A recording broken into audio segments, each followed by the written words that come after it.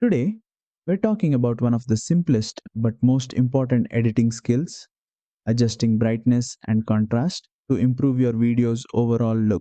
Once your project is open, tap the clip you want to work on in the timeline. From the toolbar at the bottom, tap Filter. Inside the filter menu, you'll find different style presets, but we're going deeper. Tap on Adjust. Here's where the magic happens. First, adjust brightness. Slide to the right if your clip is too dark, or slide to the left if it's too bright.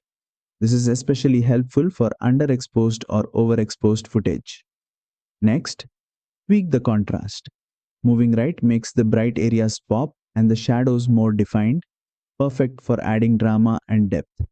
Moving left reduces the contrast, which can be useful for a softer, low contrast style.